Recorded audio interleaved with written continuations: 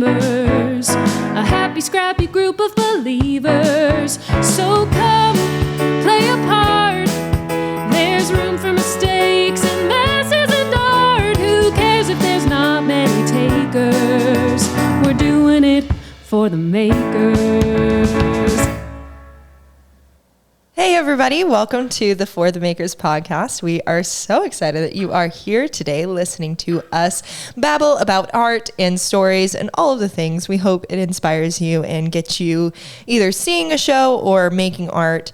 We are excited that you are here. As a quick reminder, we do put out our podcast on every second and fourth Friday of the month. So keep a lookout for that. Hit us with a subscribe, comment on wherever you are listening to this podcast, whether it be Spotify or Apple Music. If you are liking this content, we like making it. So give us a little comment. Yeah. Is that the way that works? A review, if you will, about our show. But I hope you know this by now, but I'm one of your hosts, Leah Beth Etheridge, and I'm here along with the one and only Rachel Gifford. Wow. I say, I'm like, I am the one and only. Actually, I'm really not. If you were to search Rachel Gifford, a lot of other people would pop up. I just love that that's what I've coined you from now on. You are the one and only. That's it. That you are. But we have... You guys, we have an incredible guest on our podcast today. He is such a dear friend of ours, and we love him so much, and we cannot wait for you to meet him. So, Rachel, will you give us a little intro into who this is? Yes. Our guest on the podcast today is Ryan Dunn. He is originally from Alabama and now based in New York City. He's a singer, songwriter, arranger, musician, actor, and dancer. That is a lot of disciplines, and he does them all very, very well. And he does them all. We can get to that later. So let me read you his bio, which is just so great. Ryan Dunn is an NYC-based actor, singer-songwriter, and arranger. Professional acting credits include Laurie in Little Women, the musical, Prentice in Peter and the Starcatcher, Luke/Dust Bunny in Dory Phantasmagory, and featured performer in Revelation, the musical, which was off-Broadway. Songwriting and arranging credits include his original concept album, A Seasonal Playlist, which was... He did his debut concert of that at Green Room 42. Arrangements for Shakespeare's The Tempest, original music for Hepzibah House Ministries, and Christmas arrangements for Church of the City, New York. Ryan, welcome to the podcast. Hey, guys. Hey. This feels like so cash because Ryan is one of our nearest and dearest friends. And we met you, in 2018? Yeah. Okay. So LB and I had both been here for a year, and then Ryan moved. And how did we meet you through the Hang? Yes. So I had just moved to the city that summer, and I knew one person in the city, and that was Ellen Collier, who's just incredible choreographer. Friend of the podcast, Ellen Collier. Friend of the pod. And she connected me with LB, and that got me connected with the Hang. And then I was just I dove into the community within maybe 2-3 weeks of being in the city. It was so great. And oh my gosh, we've been best friends ever since. And we've been best friends. It's so true. Ellen, shout out to you. We love you. We've been through many iterations. Over the years. It's kind of wild to think where the journeys we've all been on. Kind of crazy. Actually, Ellen, Ryan, LB, and I were all hanging out last night, and it was such a joyful time. We went and grabbed Chipotle. So good. And we went and ate our dinner down by the river. It was in a beautiful Riverside Park, night. Watched the sunset. It was, just so romantic. The most for us four. The most romantic. I don't know if I would use the words romantic. We talked shop the whole time. Yeah. We were all we're tired, and we were talking about projects and anyway. Yeah, and then we got the most important thing, Oh, ice cream. which is Oh, Van Leeuwen ice Van cream. Leeuwen ice cream. Yeah. It was incredible. New York City Correct. treasure. So good. I should not be having dairy, but I chose the But dairy alas. option, and Yeah. I paid for it, but I really Yeah. enjoyed it. Okay, so Ryan, you moved here right after college. Yes. And you were here for 2 years, and then the pandemic hit. Mm-hmm. And then you went back to school. I did. What was that journey like? Oh my gosh, it was crazy. So I had been, I had originally graduated my undergrad with a musical theater degree, and so like I moved to New York. You know, one of those Broadway hopefuls. Like I was full on, like I was booking the work, I was doing the things, you know, and it was pretty nice. And then, you know, March 2020, everything just like shuts down. And I'm whisked away back to my family's home in South Alabama, which was, you know, I love them so much. And they are good people to be around, but I was like, this is not what I planned. Mm-hmm. I'm in my 20s and I'm living with my parents again for who knows how long. Like, I have no work. And so I was just bumming around. And the job that I was working at the time was tied with like the theater industry and with Broadway. And so I was constantly being like, okay, so like whenever theater comes back and whenever Broadway comes back, I'll be right back in the city and we'll be doing our thing. And then like a few weeks into March passes and it's like, okay, we may come back in the summer. And I'm like, okay. And so we get into the summer and then you just hit a point where they were like, we might come back 2021. Oh my gosh, yeah. But we just don't know. And at that point I was just like, oh my gosh, like, am I ever going to get back to the city? Am I ever going to be able to like return to my life? Right. And so what was wild is I'd been going through a lot right before the pandemic. So I had gotten a therapist, which We love a therapy. we up in here. love a therapy. Yes. And it was right time, right place, because that therapist stuck with me through the entire pandemic. Let's She go. got to hear so much. God bless the therapist. God bless Really, the therapist. if you're a therapist out there listening to this pod, We we love love you. you. We love you so much. We thank you. We need you. Yeah. But yeah, it was one day. So in South Alabama is my alma mater. University of Mobile is where I got my undergraduate degree. And so it's pretty close to my home there and I'm connected with it.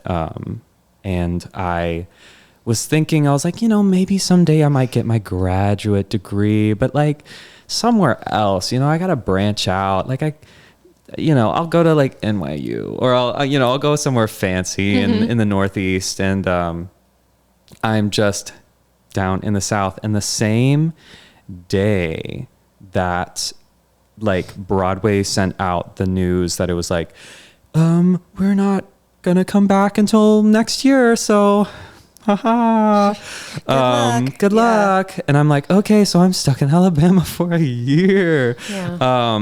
One of my friends who I had graduated from undergrad with, she had, I graduated before her. She had stuck around and then she just planned on going to a master's degree at the same university. And she would be starting that fall. And she just hit me up and she was like, hey, kind of joking, but also not joking. Would you want to do this 1 year Master's of Arts in Musical Theater degree with me at University of Mobile? And I was like, I mean, honestly, I might think about it. Maybe, yeah. And then I had a therapy session that afternoon. So it was just like, I just like walk in like into the session being like, we have a lot to process today. She's like, okay. But it just ended up being this, it was totally unplanned, but it was just this gift that was being handed to me because I'm living off of unemployment. I'm in my family's house with my siblings and we're crowded and I have no purpose. Like I am truly sitting around and I was just looking at this and like, I know these people, there's like strong educators here it's a 1-year program.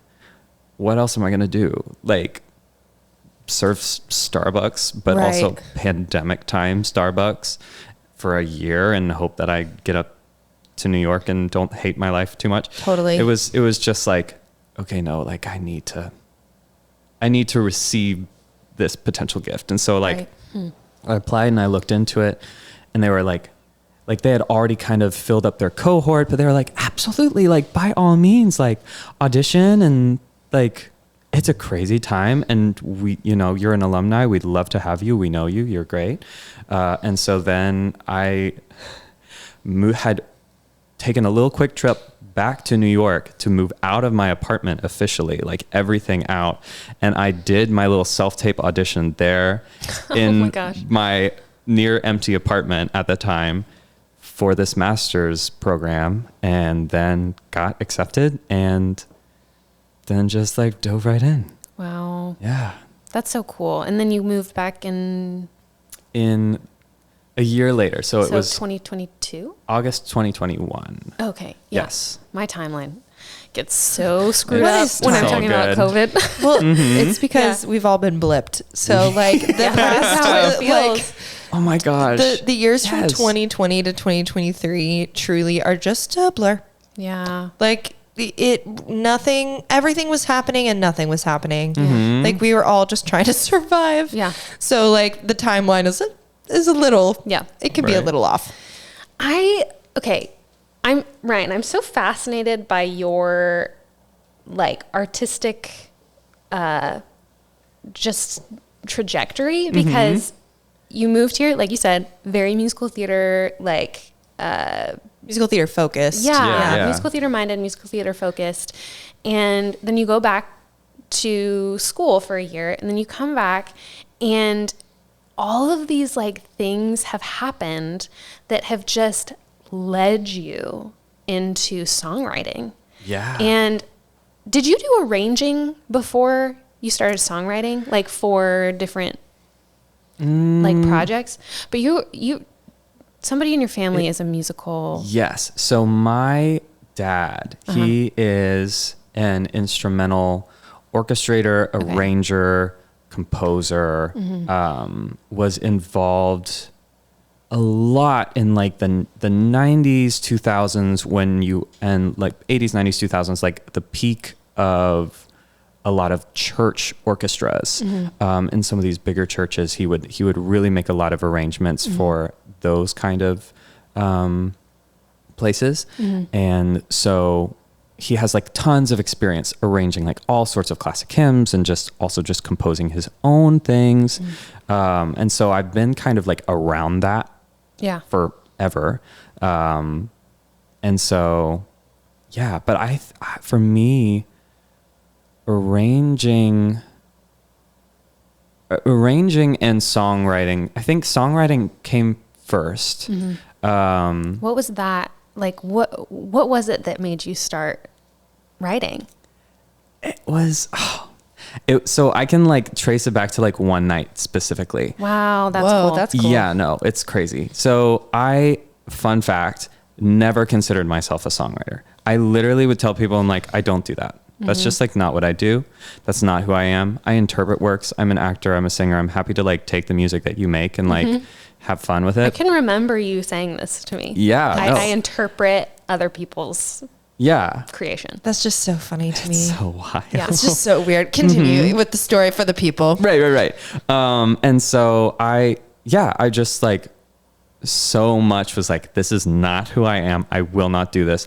Although at the same time, I'm walking around here being like, I would want to be one of those Broadway stars who also branches out and makes an album, but I don't want to do like the jazz standards, like show tunes album. I want it to be all original music, but I won't write it. Like, it's just like, what? But I was in a show. I was in Revelation, the musical, off Broadway. It was off-Broadway debut. It was just it was a beautiful process. It was like I had done some professional work before, and it was just really hard, and it had really put like a really cynical taste in my mouth for the industry. And I stepped into this environment, and it was just like beautiful and healing. And the creative team was just so intentional to create like a healthy space for the actors to be like celebrated, and for the work to be put together in just the best way possible. And I just remember one night, like just being filled with such creativity, and also just like such emotion for this like cast and crew that I've been working alongside. And I'm sitting in my apartment, and I'm like, I just have to get these feelings out, but I don't know what to do. And I like, it felt like just like God, like speaking into me, just being like, you need to just write it out. And I'm like, okay. And so I wrote poems. I wrote like 3, maybe 4 poems, complete poems that night. I stayed up until like 3 or 4 in the morning. I had a friend who was living on the other side of the world at the time, and I like texted him, and I was like, hi, do these suck? That's like what anybody who writes something wants to know first. Like, just tell me if it sucks. Just say it's terrible. It's okay if it does. Just tell me. Yeah. Right. And I'm just like, yeah, it's like, do these suck? And he was like, no, they don't. And he's a very honest friend. So like, I trust him when he says this, but he was like, they don't suck. And like, maybe you should do more. And I was like, what? And so then I just started writing poetry.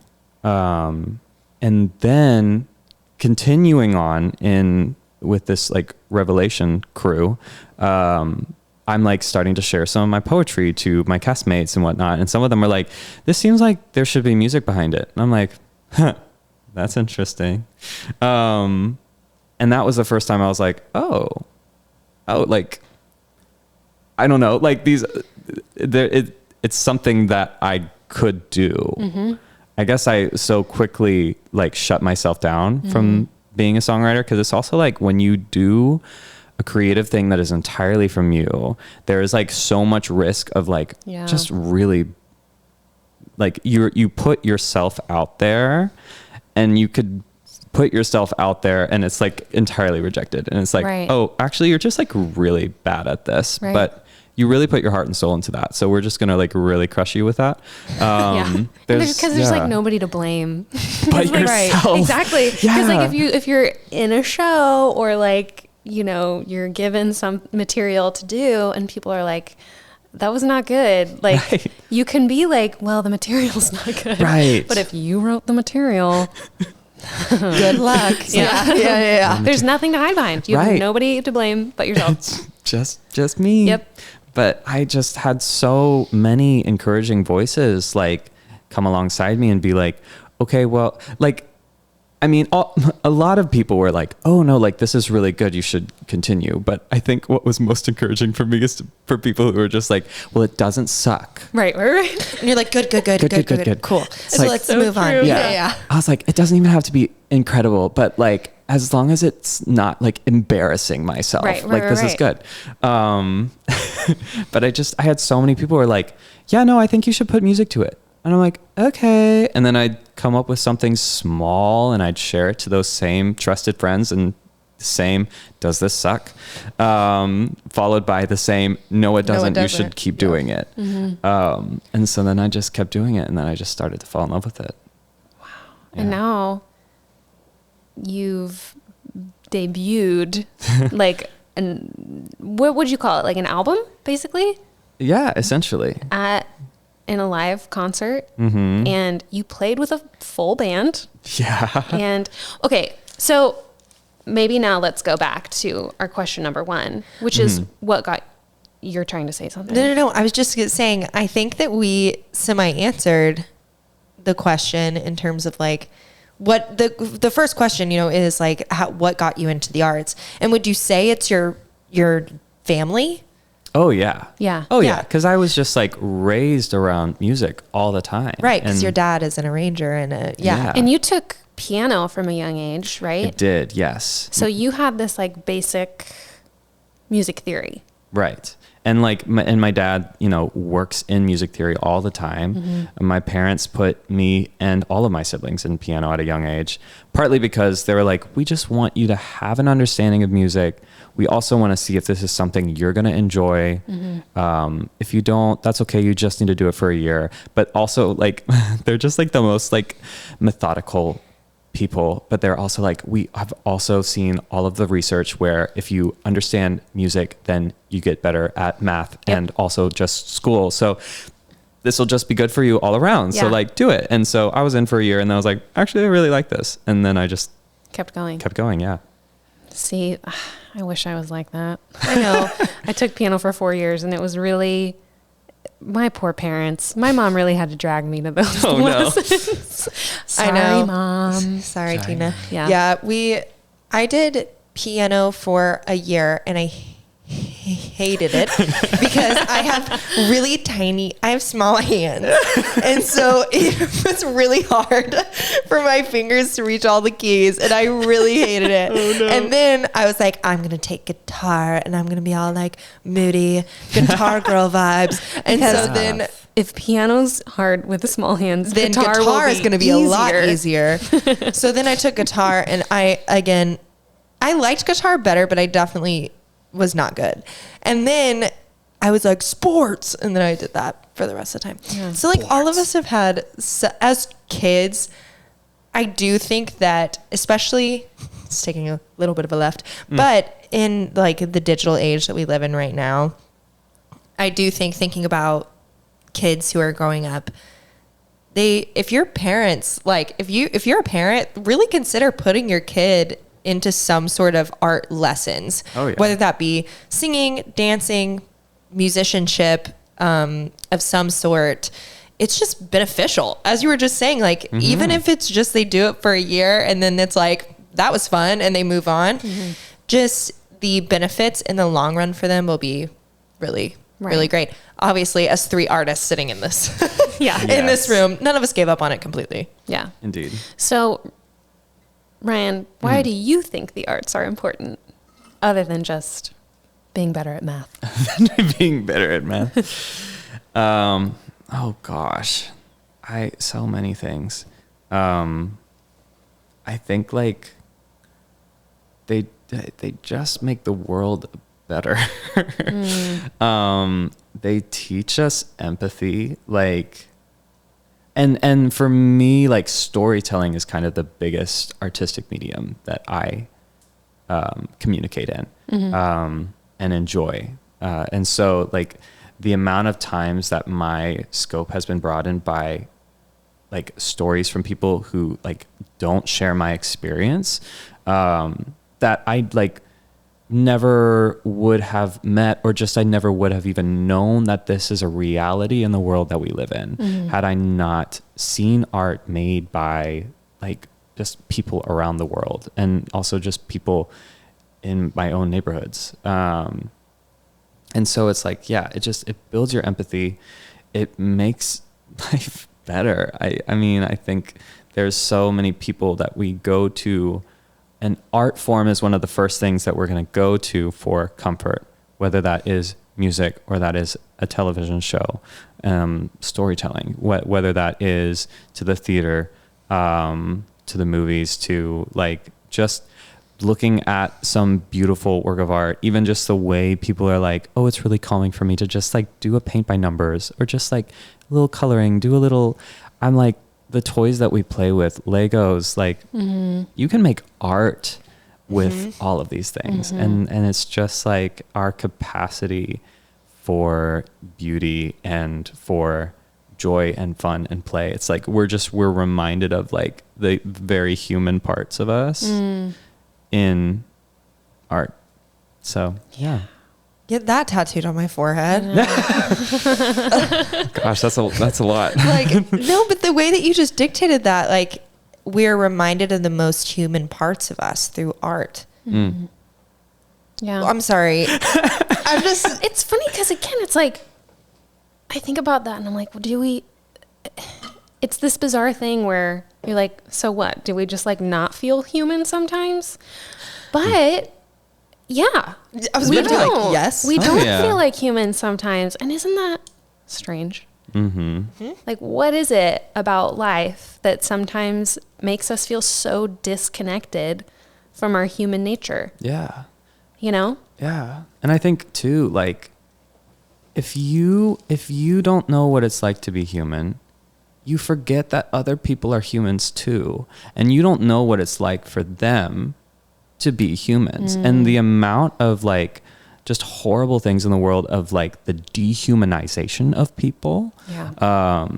Like I think it goes both ways. Like when like you dehumanize someone, in a way you dehumanize yourself as well, because like you forget that they share these traits that you also have within you, like this autonomy, this emotional capacity, this like creative potential, and like this future, this past, this story. And so I think like, yeah, like we need to remember like, oh, we're humans. It's like, and we feel things and we experience things, and like we have this potential for goodness, and we need to know that, and we need to know that like we're also not the only ones. Like every person is this way. And like, yeah, just how desperately this, and everyone needs that. Yeah. It's like almost art is a way of reminding us of these things that, yeah, you're so right. Because if this human experiences the same thing as me, and then it comes down to the whole like, well, how do I want to be treated in with that in mind? Right. And then how can I then show this person that and treat them with dignity and respect and honor and all of these things that we crave for ourselves, right? But anyway. Right. And not Yes. even like, yes, all the things that we crave for ourselves, even, and being able to do that, even if I disagree with that person. Right. Totally. Or Right. even if I don't see eye to eye with that person. Because they're human too. Because they're Right. human beings. And, you know, it's funny we're talking about this because Rachel and I are big fans of Ted Lasso.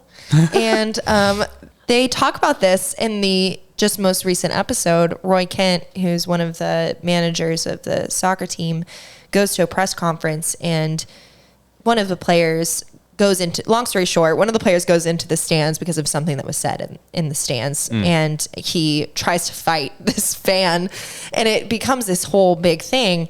And the press is like, you know, Roy walks into the press room and they're all like, Roy, tell us, why did he do that? You know, it kind of becomes this frenzy of questions. And eventually he quiets everybody down. He gets one question. It's like, do you approve of what your player did? Is kind of the question. And Roy, he goes through this whole explanation about how, like, basically what we're talking about, how people who make art, so whether that's, you know, on TV if we're watching a show, or, you know, celebrities, or even just the human being in the subway next to us, like, we forget, we don't know what's going on in each other's lives. And we forget that people are human and they have a lot of things going on. So if we're going to jeer at them or make harsh comments at them, or if we're just going to like put something onto them that might not be true or whatever it may be, it's purely because we just forget that they're humans too. Right. And they deserve honor and respect and all of those things, because they, like you just said, have something innate within them that needs to be respected. And so it's just funny. It just reminded me of that whole situation with Roy. Go watch that scene if you haven't seen the most recent episode of Ted Lasso. But Gotta get on it. It's a beautiful moment. yeah. So Ryan, what keeps you grounded as a human? We're What talking about, keeps me grounded? you know, human beings being connected to their humanness. What keeps you grounded? Oh man. For me, it's the people in my life, but it's also just like God. Like I have, getting very spiritual because I just love to do that really fast. Like We love it. and I know that this is like, it's honestly, it's a rare experience, which is like such a shame. But I was raised in like a great home. Both my parents have like really fought for their marriage and for each other, and they love each other, but like they've also, like, our whole family like has been through so much trial, but they have just held on to their faith, and they have grown in it, and they like really stewarded their leadership with me and my siblings, to show us the example of like, hey, like, we believe in a God who is sovereign, who loves us, who takes care of us, who provides for us. And like, we pray to him, and we can be honest with him. And like, here's the way that he's like looking out for us. And here's the way, like, he's looking out for you. And it was huge for me seeing that, and growing in that, and then like asking my own questions about God and life, and figuring out like what is my relationship to this assumed creator of the universe. And like, just to see like my, like I said, my dad is also an artist, like, and the artist life, no matter what kind of artist you are, is full of lots of questions and a lot of inconsistency. And when you don't have something to ground you, you're just like a hot mess. Like, you're so stressed. Like, I've had so many days where it's like, I don't know where the next paycheck's coming from. I don't know where I'm going to live sometimes. I don't know what my job is going to be. I don't know when I'm going to get another creative opportunity. And I've just like grown through the years and seen through the years, just this constant, like, there is this God who I can talk to anytime I am stressed out of my mind, who will listen, who will provide truth and grounding and anchoring, who is like, who takes care of me. And he doesn't take care of me conditionally. Like, he doesn't,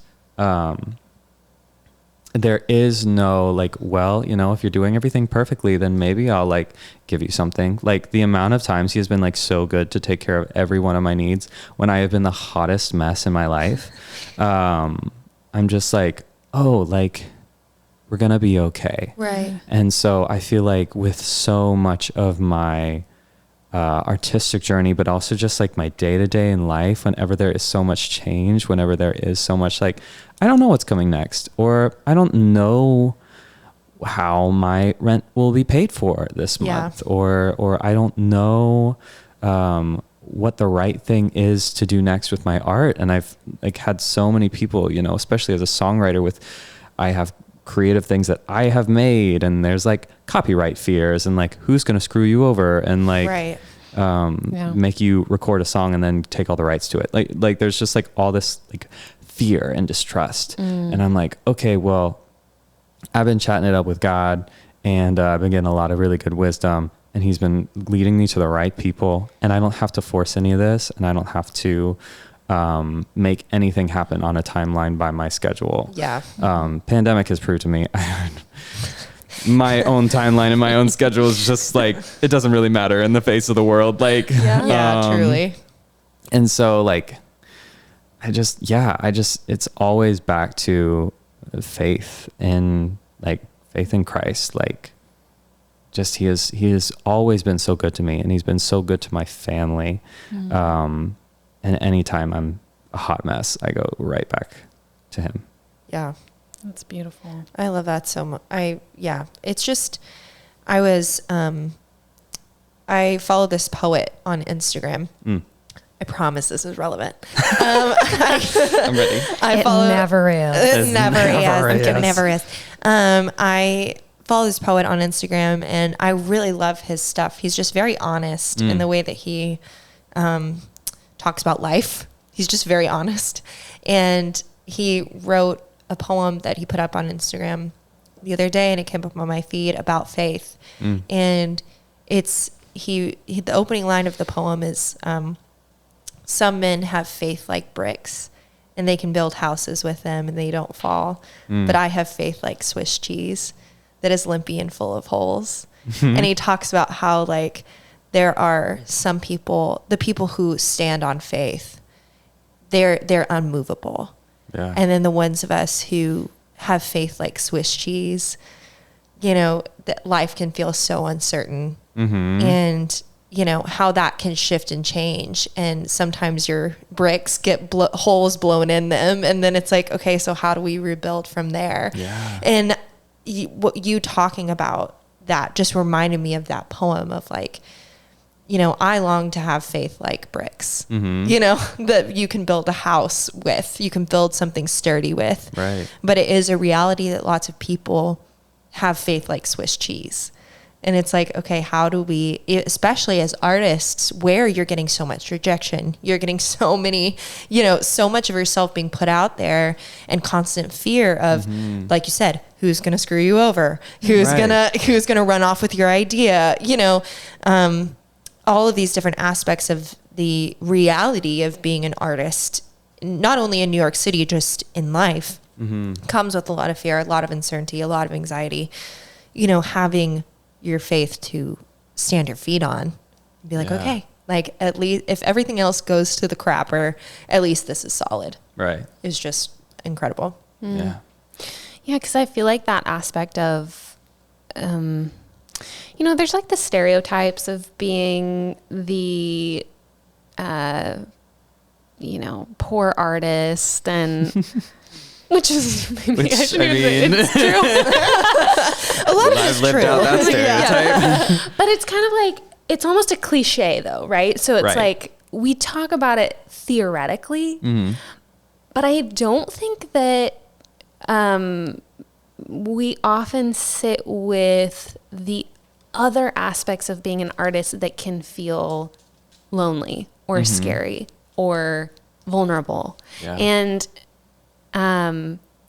it's just one of those things where you realize, okay, this life, like, yeah, I do, like, I don't just want something that grounds me. I need something that grounds me, that's solid ground, because this life is crazy. It is, like, yeah, it's just chaotic. Well, and I do think that I mean, I'll speak for myself. I have seen people work in this industry or work as an artist and continually putting themselves out there with no solid ground. And then eventually they either just burn out and they just have nothing left to give because they realize that they're not getting anything back. It's just like they give and they give and they give. And then even if they're at the height of their game, it's like, okay, here we are. You know, it says this is tale as old as time. I mean, we look at, you know, big stars throughout history, and this is just kind of the repeated thing is like people at the top of their game figure out, oh, something is not right. Right. Madeline. Yeah. I think that I was talking to a friend the other day, and just to your point, well, it's a little bit more of kind of a side comment. Love it. Give the comment. But I just, in life, like, there are always sacrifices. Yeah. So, Yeah. you know, and we all know that, like the three of us sitting here, like coming to New York, going toward what we want to do. There are sacrifices that we're making in order to do that. Flip side of that, you make the decision to not, because you decide those sacrifices are not, they're not right, or they they're wrong for me, right?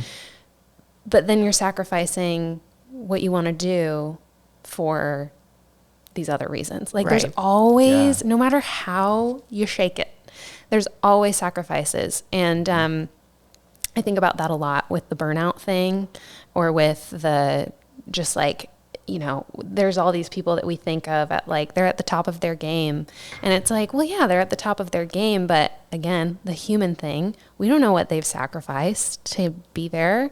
Right. And we don't know if that is difficult for them, or if that is or if they feel like they're missing something else, or I don't know. I say the grass is always greener like every other day of my life, because I just think that we are so that way, especially as artists, and thinking about where we want to be and what we want to do. And I think we can idealize these things. Oh, yeah. And we don't realize, okay, yes, well, that sounds amazing. And while it is amazing to experience, they come with sacrifices. I used to say consequences, but then I was like, I don't like how that has such a negative connotation to it, because sacrifices are good sometimes. Like, Right. and I guess you can have good consequences as well. Right. But I just think that, yeah, it's just a good way it's a good reminder. Anyway. It is a very good reminder. And it's interesting you say that, Rach, because I feel like your music, Ryan, dictates that reality very clearly. Yeah. Yeah, the complexities. It's never, it is simple, but it's not simple. Right? Let it be, will be. Right? That one, okay, so that one lyric, so I wrote a song called Be, and It's on Instagram. It's on there. But the chorus / the tag, whatever name I chose to give that thing, is literally just like, what will be, will be, will be. And that was just like a comfort that I needed for myself in writing the song. It was like, I felt like so crappy, and I'm just trying to write a song, and I'm like, I'm just such a terrible songwriter. I'm just like so bad at this. And so I literally wrote this song as an encouragement to myself to just write the dang thing. Like literally the whole song, some of the lyrics changed as it got developed, but it was literally like, if this song sucks, at least you made the song. Like that was what it was. But like, it was just this repetition of like, what will be, will be, will be. Like, it just like, what will be, and like, we just like keep going.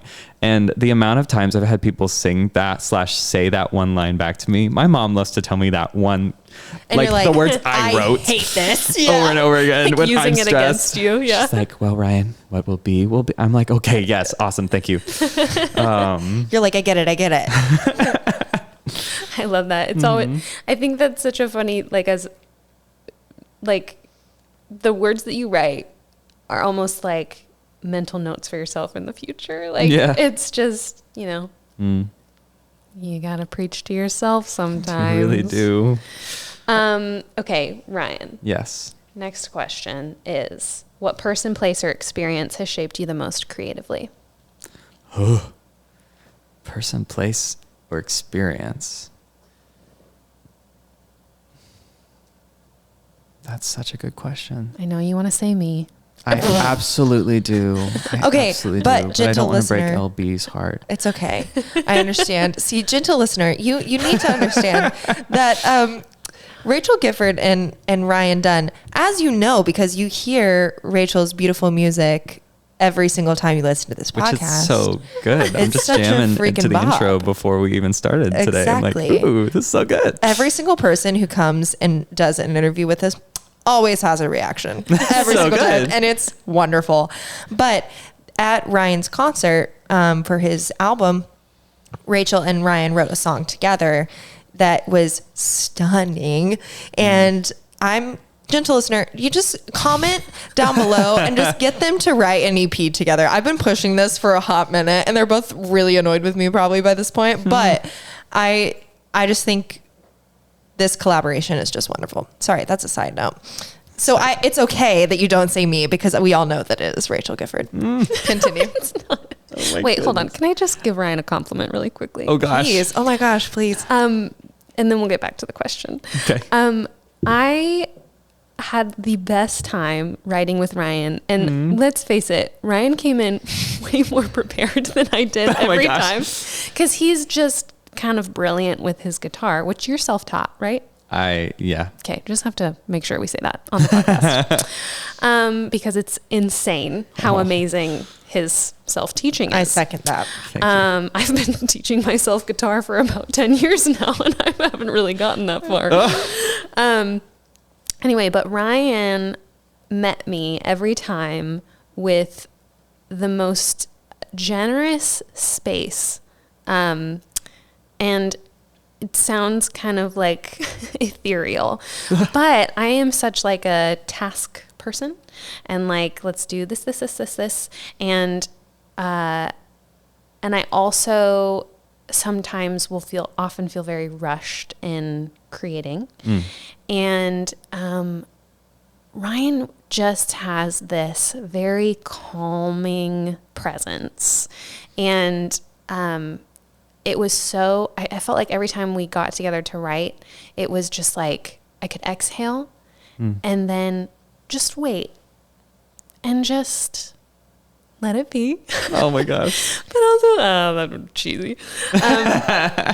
But it was just like, I mean, what a gift, truly. What a gift that was for me, and to just have the space to write. And it was like one of those dreams too, because we were just talking about being afraid that things suck all the time when you make them. And I was like, I felt like I could offer things, and there were no failures. Like there was no, I saw a clip the other day about Matt Damon talking about how you have to put the bad stuff out there in order to like get to the good stuff. Yes. And it's like, I just felt like you offer such a space where that I could do that, where it was like, I could get through the really bad ideas for lyrics.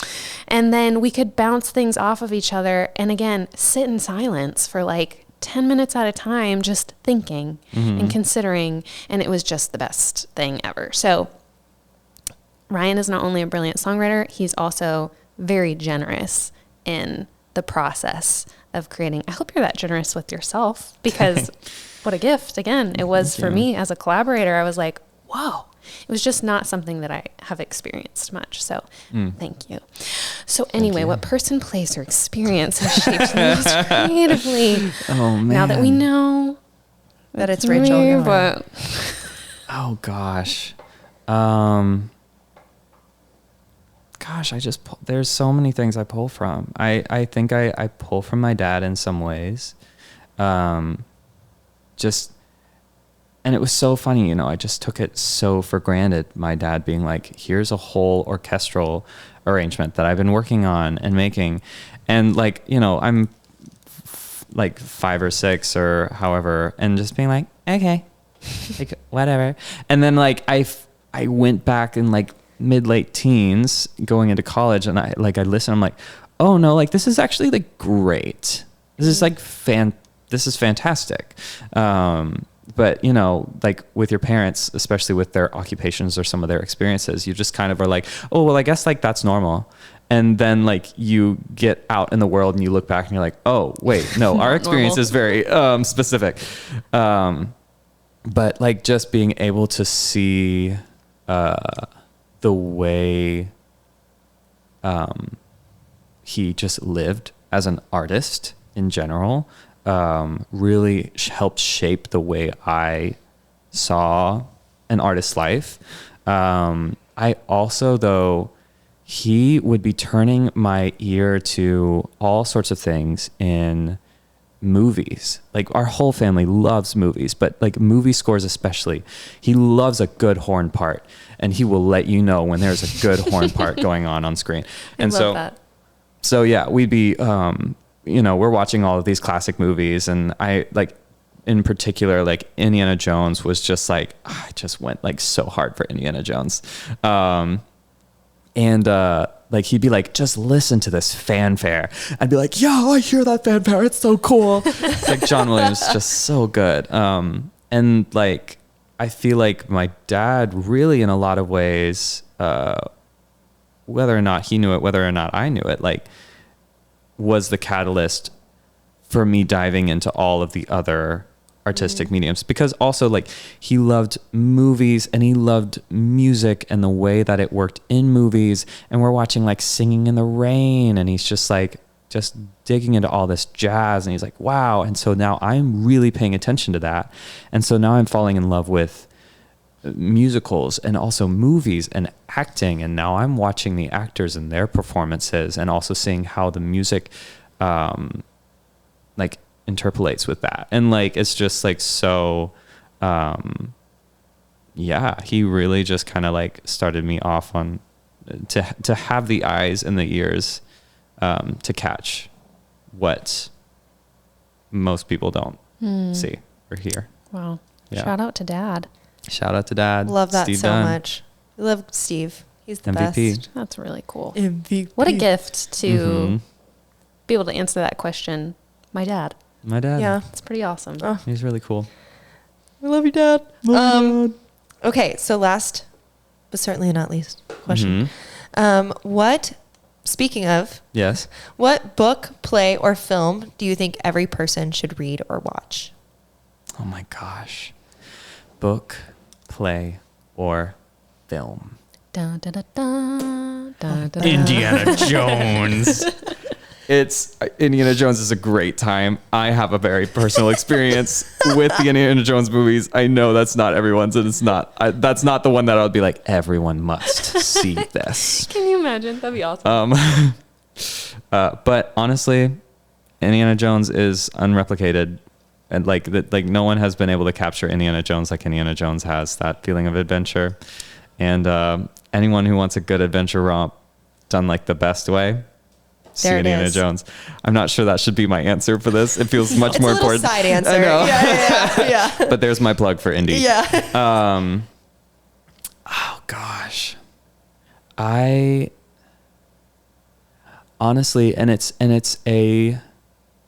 such a random film. But it had like such an effect on me at the time, and it like continues to.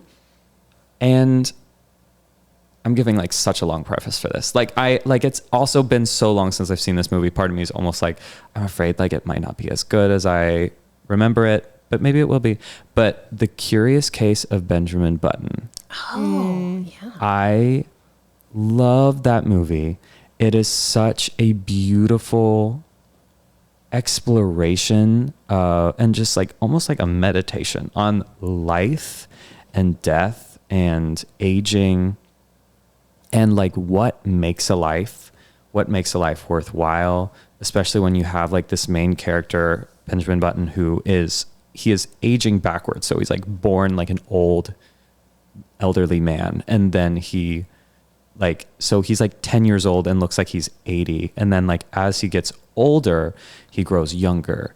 And so there's very much this really quick, like, first of all, he's introduced to just like very adult things very early on because people assume that he is an adult. So you have this sort of like weird sort of like things don't match up. But then as he's just very aware that he has a time limit to his life, and you see him like working through that, and it's just like it's beautifully shot. The music is stunning. It's one of my favorite scores I've ever listened to. Like Alexandre Desplat, he's a French composer for a lot of film scores, but the whole score has this like very soothing, but almost like this old grandfather clock, like consistency in the beat and in the movement.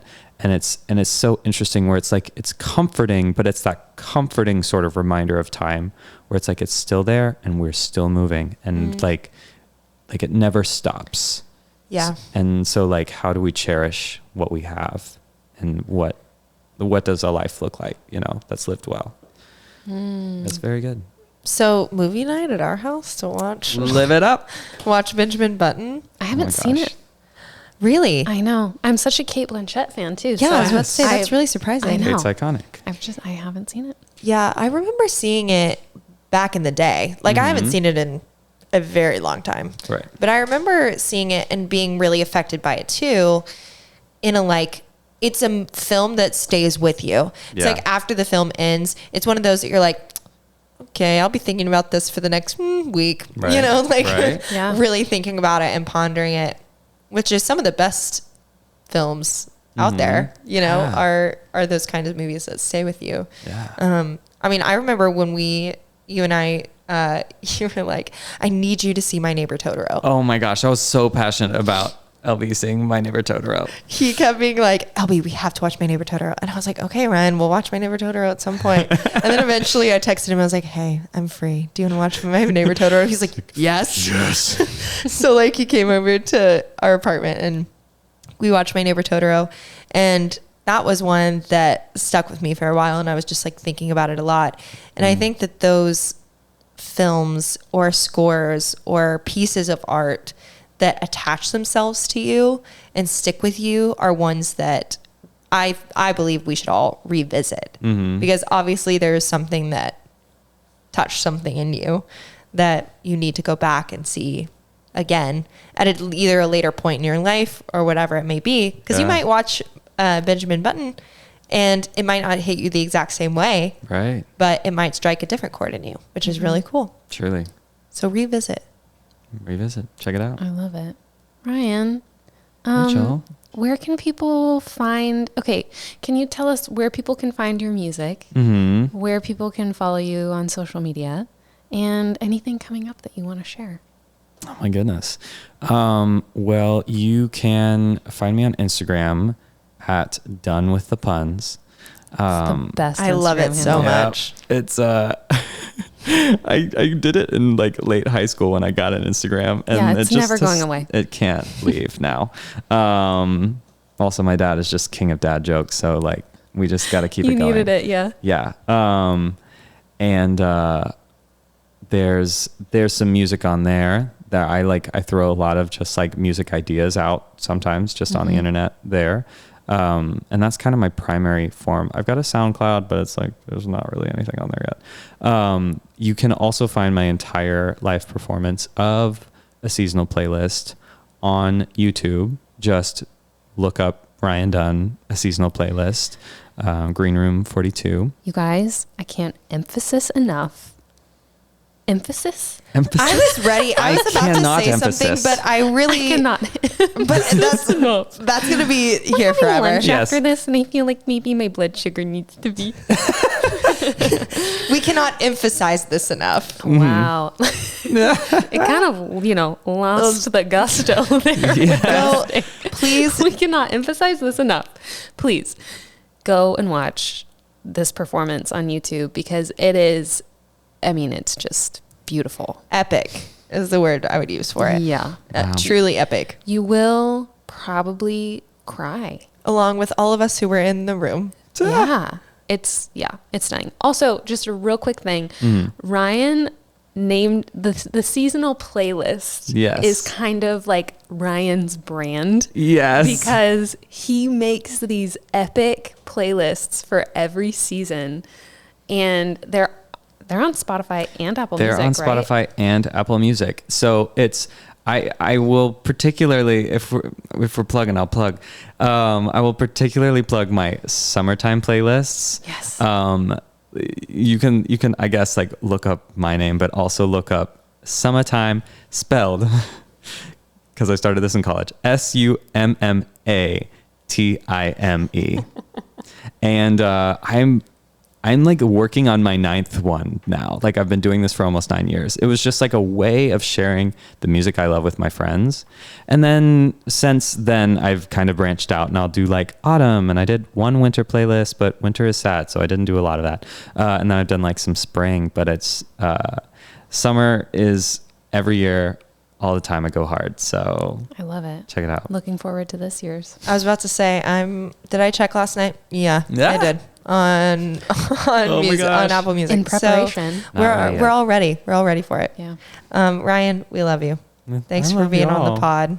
I'm so glad to be here. Yeah. Thanks So for being here. exciting. You guys, thanks for listening, and we will see you guys soon. Thanks for listening to the For the Makers podcast. To find out more about Seated Productions, you can visit our website at www.seatedproductions.com and follow us on Instagram at seated.productions. And if you love what we do and want to support us, you can make a tax-deductible donation by visiting our website or by following the link in our podcast description. Until next time, listen well and tell stories.